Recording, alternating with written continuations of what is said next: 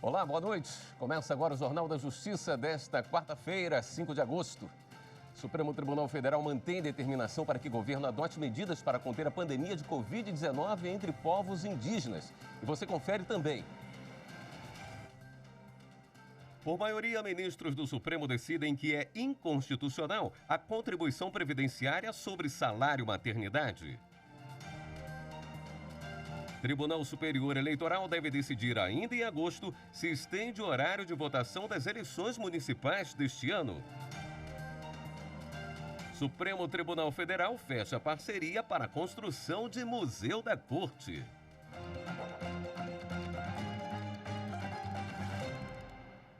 O plenário do Supremo Tribunal Federal deu continuidade hoje ao julgamento da ação que trata do impacto da pandemia sobre povos indígenas. Nós vamos ao vivo com a repórter Marta Ferreira, que tem os detalhes desse julgamento. Oi, Marta, boa noite. Boa noite, William. Boa noite a todos. O plenário confirmou medida cautelar deferida no início de julho pelo relator ministro Luiz Roberto Barroso para determinar que o governo federal adote medidas de combate à Covid-19 entre os indígenas. Entre as medidas estão a elaboração de um plano para o enfrentamento e monitoramento da Covid, a criação de barreiras sanitárias e também o combate aos invasores, a retirada dos invasores das terras indígenas.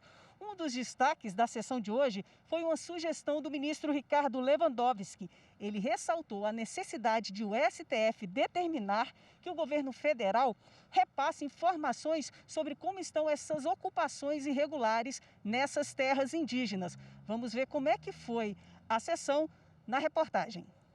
A sessão foi retomada com o voto do ministro Alexandre de Moraes, que acompanhou o entendimento do relator. Acompanho integralmente o eminente ministro relator, sem a necessidade de nenhum acréscimo às bem lançadas razões e fundamentações de sua excelência. Alexandre de Moraes ressaltou a importância da retirada dos invasores das terras indígenas. Há o pedido expresso e esse pedido não foi definido, por hora, pelo eminente ministro relator, da retirada de invasores em 7 terras indígenas consideradas mais críticas. Essa é uma grande praga, uma grande chaga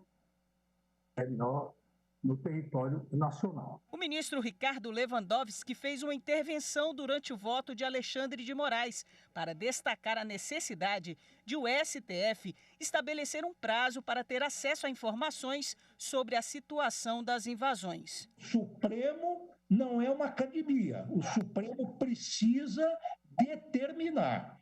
Queremos uma radiografia da situação num prazo determinado e depois queremos um plano concreto, efetivo, que, com um cronograma bem definido, estabeleça a forma e o tempo como se fará a desocupação. Depois, o ministro Barroso fez um esclarecimento sobre o trecho do voto a respeito da retirada das invasões. Estamos todos de acordo que é preciso lidar com a questão dos invasores e que é preciso fazer a desintrusão e que nós vamos investir energia na cobrança de um plano que, com um cronograma possível, produza esse resultado. O ministro Edson Fachin foi o próximo a votar.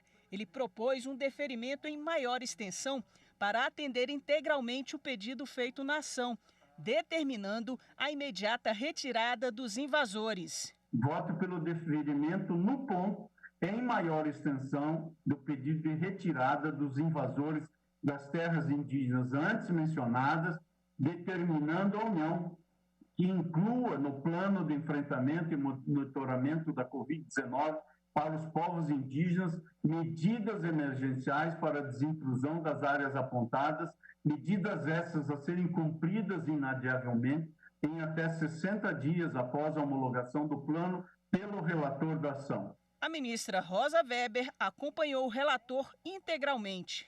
Eu referendo a liminar na extensão em que deferida em todos os seus itens e aprecio um a um na minha declaração de voto escrita e me eximo aqui de reproduzir diante do detalhamento feito pelo eminente relator endosso na íntegra. Já durante o seu voto, o ministro Ricardo Lewandowski frisou a importância do julgamento envolvendo os povos indígenas. Esta é a oportunidade histórica que o Supremo tem de auxiliar o governo federal e os governos locais a decidir essa questão magna, importante, que se arrasta desde os tempos coloniais, desde a descoberta do Brasil, e que diz respeito não apenas ao Brasil, aos nossos cidadãos, mas à humanidade como um todo. Com os votos de 9 dos 11 ministros, o STF formou maioria para manter as medidas de proteção a indígenas durante o estado de pandemia. Os ministros Celso de Mello e Carmen Lúcia não participaram da sessão. E durante essa sessão, a tragédia ocorrida no Líbano também foi lembrada.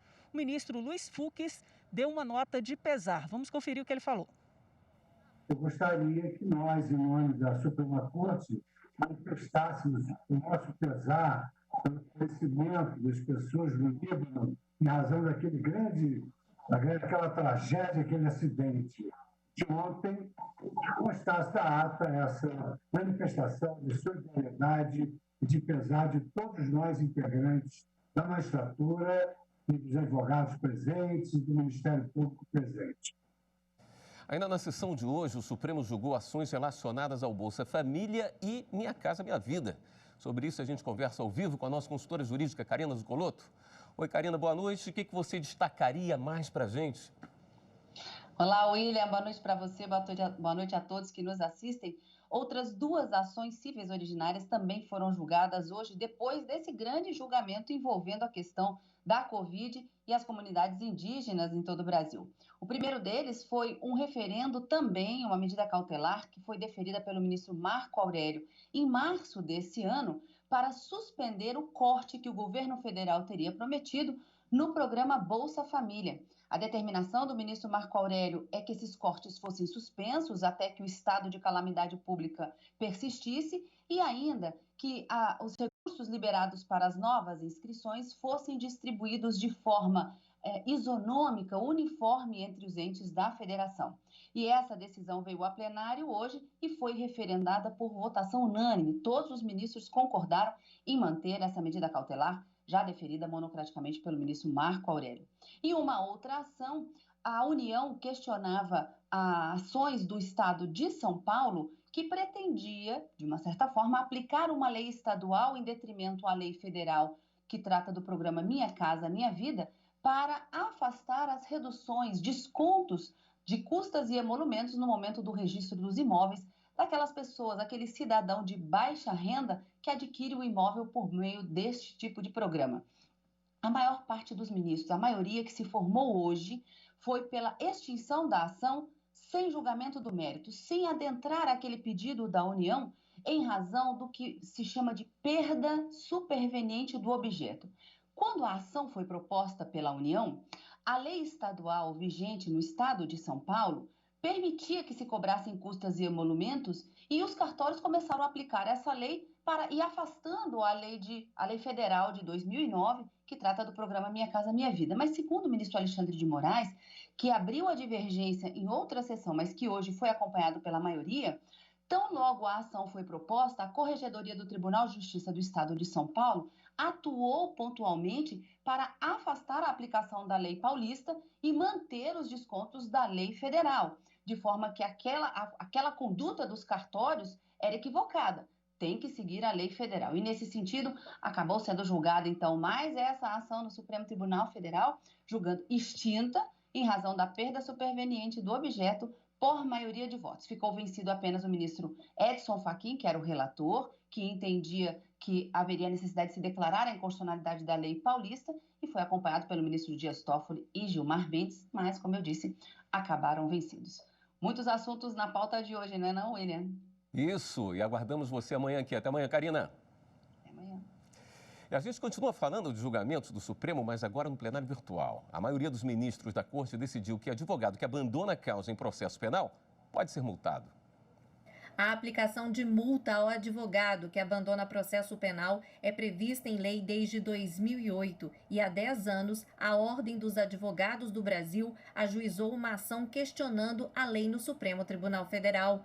Para a OAB, além de violar o livre exercício da advocacia previsto na Constituição Federal, a previsão de multa de 10 até 100 salários mínimos ao advogado, sem direito de justificativa, viola o princípio de ampla defesa. Ao julgar o caso, a relatora, ministra Carmen Lúcia, votou no plenário virtual contra o pedido de revogação da norma. No entendimento da ministra, justamente pelo advogado ser indispensável no andamento de um processo penal, não é ilegal impor sanção ao abandono da causa. Entendimento que foi seguido pela maioria dos ministros da Suprema Corte em votação apertada. 6 votos a favor da multa e 5 contra. Diante da votação acirrada que demonstra 2 linhas claras de entendimento, o presidente do Conselho Federal da OAB, Felipe Santa Cruz, disse que pretende preparar um projeto de lei para propor a revogação da multa ao advogado. Ainda em decisão no plenário virtual, o STF considerou inconstitucional a contribuição previdenciária sobre o salário maternidade. Quem tem os detalhes é a repórter Viviane Novaes. Os ministros analisaram um recurso de um hospital de Curitiba, no Paraná. O argumento era que o salário maternidade não poderia ser considerado uma remuneração com fins de tributação porque a empregada está afastada do trabalho no período em que ela recebe o benefício. Pela regra atual, o salário maternidade é considerado um salário normal, com a alíquota do INSS de 8%, 9% ou 11%. Mas por 7 votos a 4, o plenário virtual do Supremo considerou que a contribuição previdenciária sobre o benefício é inconstitucional. O caso é de repercussão geral, ou seja, vai valer para todos os processos semelhantes na Justiça. Com a decisão do Supremo, a Fazenda Nacional estima que a União deve deixar de arrecadar R$ 1,3 bilhão por ano. E no próximo bloco, para evitar aglomerações, o Tribunal Superior Eleitoral avalia restringir o horário de votação das eleições municipais de acordo com faixa etária. Em instantes.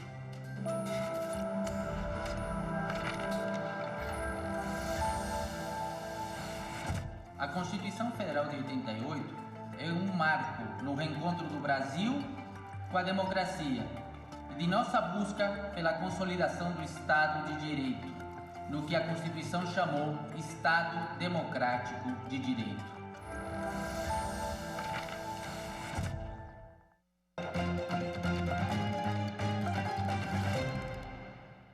O presidente do Tribunal Superior Eleitoral, o ministro Luiz Roberto Barroso, afirmou hoje que o tribunal avalia estender o horário de votação das eleições municipais. Outra possibilidade estudada pelo TSE é dividir os horários de acordo com a faixa etária para evitar aglomerações. Em entrevista coletiva, o ministro também divulgou os dados oficiais do eleitorado brasileiro. O Brasil em números. Marcadas para 15 de novembro, as eleições municipais já estão desenhadas. O presidente do TSE, ministro Luiz Roberto Barroso, mostrou em coletiva que o número de brasileiros aptos a votar aumentou em relação a 2016, em 2,66%. Um total de 147 milhões e 900 mil eleitores. Não são levados em conta o Distrito Federal e Fernando de Noronha, onde não tem eleição municipal. Também não são contabilizados os eleitores que moram no exterior. A maior variação do eleitorado ficou com o estado do Amazonas, com um aumento de 7,88%. O estado do Tocantins foi o único que apresentou redução no eleitorado, com menos de 0,17%. O ministro Barroso apresentou os maiores e os menores colégios eleitorais do Brasil.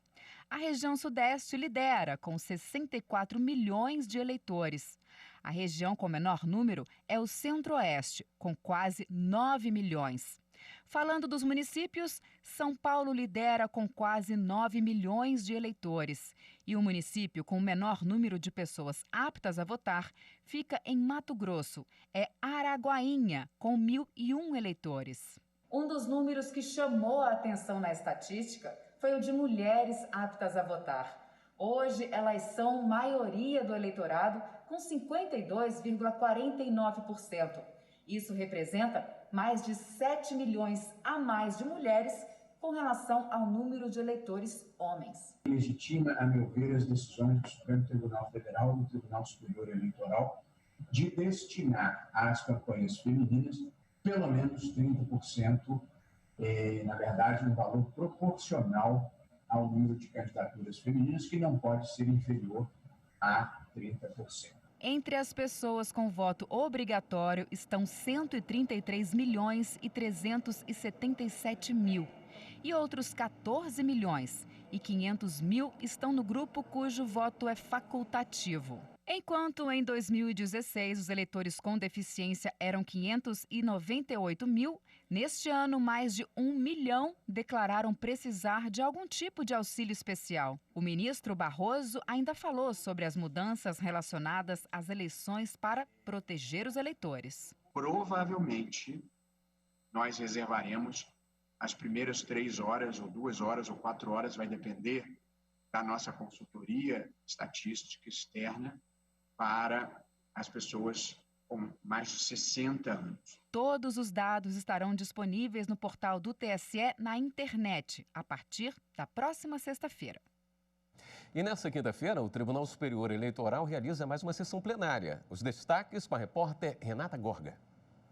A sessão plenária virtual do Tribunal Superior Eleitoral desta quinta-feira será às 10 horas da manhã. Na pauta estão previstos 36 processos. Entre eles, a Corte Eleitoral deve decidir o destino do prefeito da cidade de Lins, em São Paulo, Edgar de Souza. Ele foi cassado. Agora cabe aos ministros do TSE avaliar se, diante da pandemia do novo coronavírus, o gestor será substituído ou se vai permanecer no cargo. Também há 2 consultas. Uma delas, formulada pelo Partido Renovador Trabalhista Brasileiro Nacional, busca saber se a legenda pode, em período não eleitoral, promover ações entre amigos, ou seja, eventos e promoções para aumentar a arrecadação de recursos próprios da legenda junto aos militantes, filiados e simpatizantes. O relator é o ministro Edson Fachin. A segunda consulta, cuja relatoria é do ministro Og Fernandes, questiona se um filiado que queira se desfiliar do partido pode fazê-lo sem perder o mandato, apenas anunciando o desejo através dos meios de comunicação, ou se é necessário o pedido de desfiliação de forma escrita. O Superior Tribunal de Justiça decidiu que servidor público só pode ser demitido por mau desempenho se isso ocorrer repetidas vezes.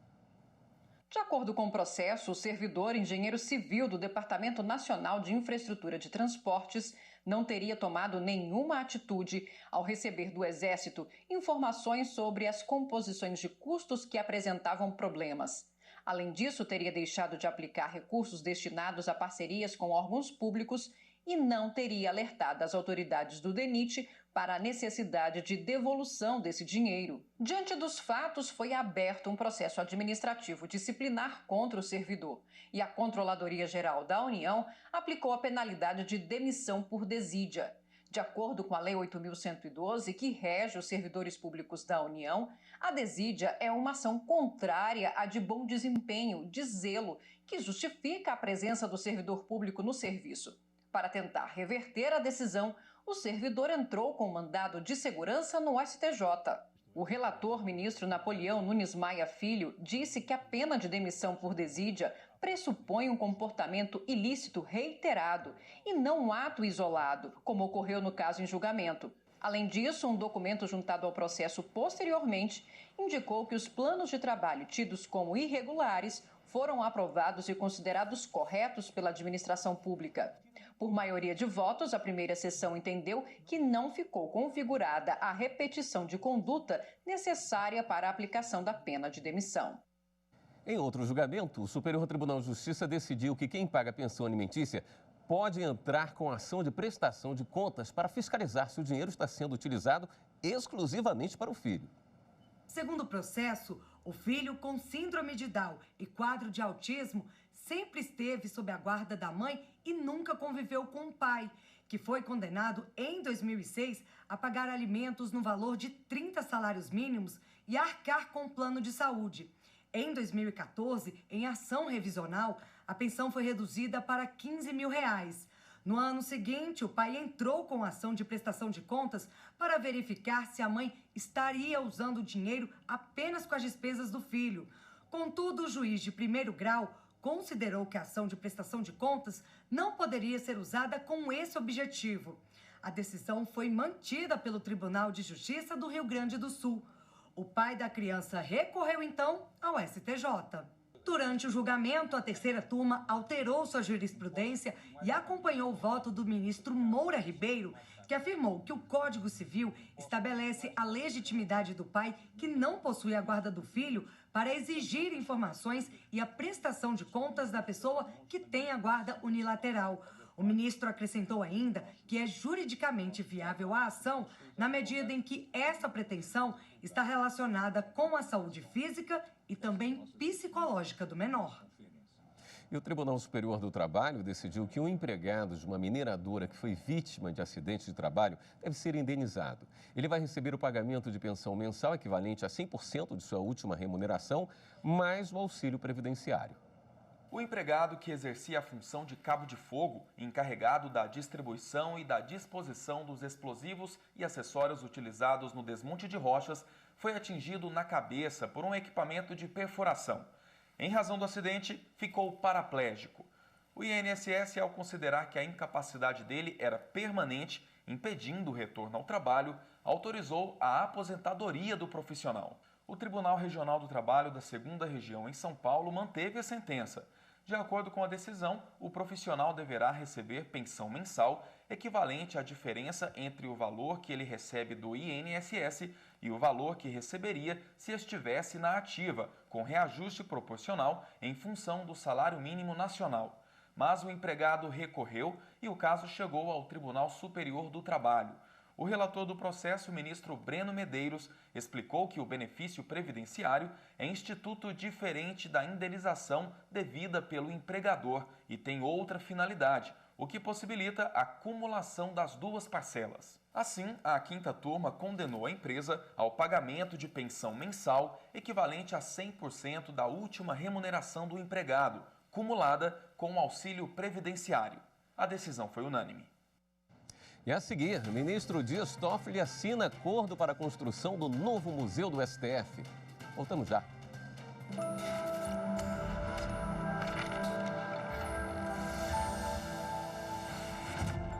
A Constituição Federal de 1988 é absolutamente fundamental para o fortalecimento do direito do trabalho no Brasil.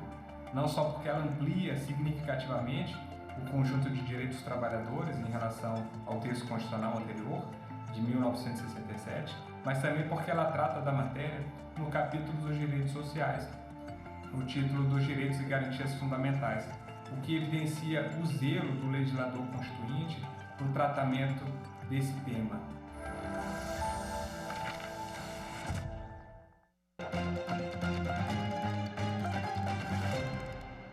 O número de infectados por coronavírus no sistema prisional brasileiro registrou um aumento de mais de 82% nos últimos 30 dias. Agora são 19.683 casos registrados entre detentos e servidores, sendo 150 mortes causadas pela doença.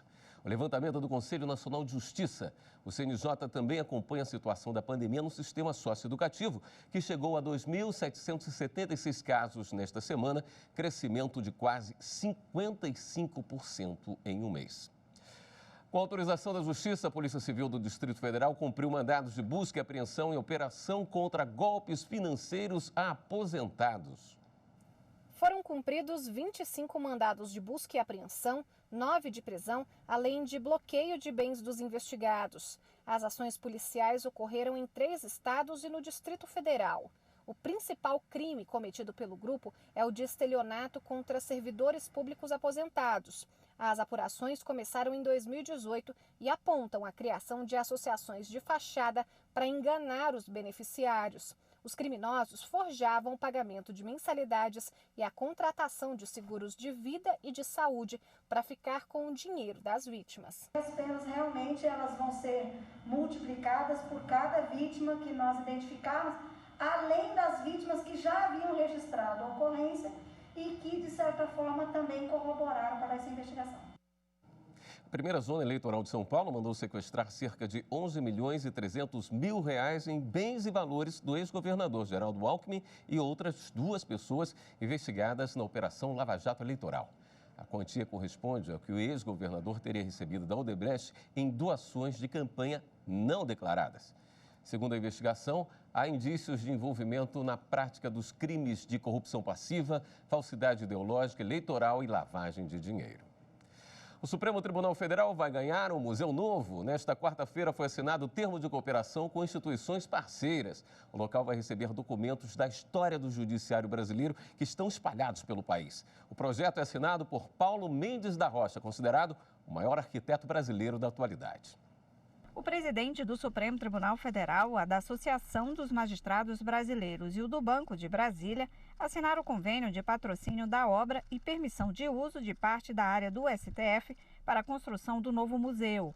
Com essa parceria, vai ser possível reunir o acervo da história do Judiciário, que atualmente ocupa um espaço de 159 metros quadrados no segundo andar do Supremo, e vai passar para um espaço de mais de 1.500 metros quadrados. É preciso recordar que o presente é o passado que nos lega. A preservação da memória do Poder Judiciário não constitui apenas um tributo ao passado, mas um compromisso com as futuras gerações, que têm o direito de conhecer a história das suas instituições. Nossos monumentos, praças e museus carregam relatos que contribuem para a construção e a conservação da memória histórica, política, social e cultural do país. A conservação da memória do Supremo Tribunal Federal e, por consequência, do Poder Judiciário brasileiro tem sido uma prioridade que estabelecemos. O novo museu vai ser construído aqui na sede do Supremo Tribunal Federal. Vai ter um espaço de convivência e integração com a Praça dos Três Poderes. A curadoria do museu vai ser compartilhada com a AMB, que vai poder trazer exposições para o local. Nós não temos um museu de verdade dedicado ao Poder Judiciário. São muitos documentos históricos que estão espalhados pelo Brasil. A AMB recebe pedidos frequentes de recebimento de processos, de resgate da história, inclusive brasileira, e nós não temos um espaço para isso. E esse convênio, essa abertura, é esse passo importante para que a justiça, para que a sociedade conheça bem a justiça brasileira. A obra vai receber o patrocínio do Banco de Brasília, que também vai trazer mostras para o museu em comemoração ao aniversário de Brasília. É uma oportunidade muito importante para o governo do Distrito Federal participar da história do Supremo Tribunal Federal. Essa é a história do povo brasileiro que tem que ficar representado dentro da sua capital. Fortalecimento da vinda desse acervo, de parte desse acervo que ainda está no Rio de Janeiro, aqui para a capital federal, para a construção de mais um ponto turístico na nossa cidade e também para a aproximação do banco com todo o Poder Judiciário. A gente encerra esta edição do Jornal da Justiça com imagens da sede do Supremo Tribunal Federal. Quem passar pelo prédio do STF nas próximas semanas vai poder admirar uma iluminação especial. O colorido é em apoio ao Agosto Dourado, campanha que chama a atenção para a importância do aleitamento materno. Para você, uma boa noite. Até amanhã.